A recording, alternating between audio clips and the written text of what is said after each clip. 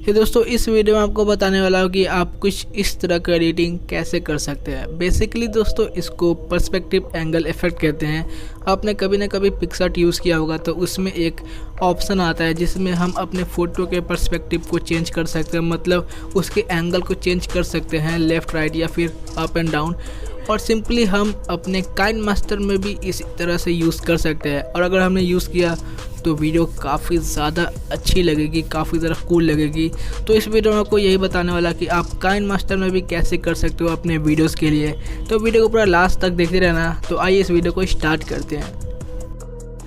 तो आपको अपने काइनमास्टर को ओपन कर लेना है। होपफुली आपके स्मार्टफोन में इंस्टॉल हो, नहीं होगा तो लिंक दे दूंगा डिस्क्रिप्शन में, आप वहां से जाके डायरेक्ट डाउनलोड कर सकते हो। तो हमें प्लस वाला आइकन पे जाना है, 16:9 रेशियो पर क्लिक कर देना है और हमारे सामने ऐसा आ जाएगा। तो सिंपली आपको पहले एक बैकग्राउंड ले लेना है ग्रीन कलर का। मैं इसको ग्रीन कलर में चेंज कर देता हूँ।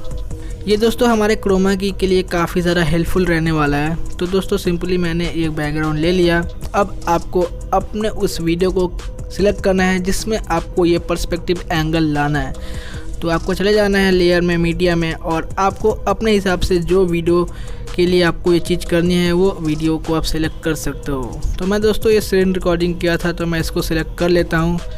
तो मैंने दोस्तों स्क्रीन रिकॉर्डिंग वाला वीडियो ले लिया है। अब बताता हूँ आप कैसे कर सकते हो। तो दोस्तों आपको ये इफेक्ट डाउनलोड करना होगा, ट्रांसफॉर्म। बताता हूँ आप कैसे डाउनलोड कर सकते हो। आपको सिंपली काइनमास्टर एसेट स्टोर में चले जाना है, फिर नीचे स्क्रॉल करना है और ट्रांसफॉर्म पर क्लिक करना है और सिंपली इसको आप डाउनलोड कर सकते हो। देखो दोस्तों मैंने डाउनलोड कर लिया है। और दोस्तों मैं ये सिलेक्ट कर लेता हूँ इस पर्सपेक्टिव 2 को। तो मैंने इसको सिलेक्ट कर लिया है, फिर मैं सिंपली डन कर दूंगा। अब दोस्तों इसको पूरा फिल कर देना है हमें पूरी स्क्रीन को। तो मैंने कर दिया है। अब सेटिंग में जाना है आपको और सिंपली आपको ये जो टॉप वाई है इसको आपको ऐसे करके ले जाना है। फिर मैंने ले गया दोस्तों। फिर आपको करना क्या है, इस वाले वीडियो लेयर पर जाना है और आपको इसके साइज को थोड़ा कम करना है और आपको यहाँ पर ऐसे बिठा देना है। इससे क्या होगा दोस्तों, हमारी वीडियो अच्छे से दिखेगी और हमारे फ्रेम में ही रहेगी। फिर आपको सेटिंग में जाना है और अपने हिसाब से इसको एडजस्ट कर लोगे तो बहुत बढ़िया रहेगा। ऊपर नीचे आप देख सकते हो, सिंपली अच्छे से ही बैठ जाए। उसके बाद आप इसको अपने हिसाब से मिला सकते हो। तो दोस्तों देख सकते हो ये पर्सपेक्टिव एंगल के हिसाब से बन चुका है। और आप चाहो तो कोई सा भी वीडियो ले सकते हो। होपफुली आप लैंडस्केप वाला वीडियो ना लो, क्योंकि दोस्तों वो फ्रेम में ठीक से बैठेगा नहीं और आपको थोड़ी सी दिक्कत होगी उसको एडजस्ट करने में।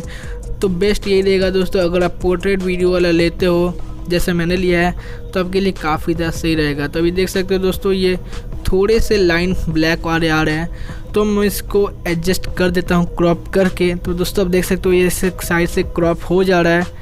और अगर मुझे साइड में भी करना है तो मैं ऐसे कर सकता हूँ, काफ़ी ज़्यादा ईजी रहेगा।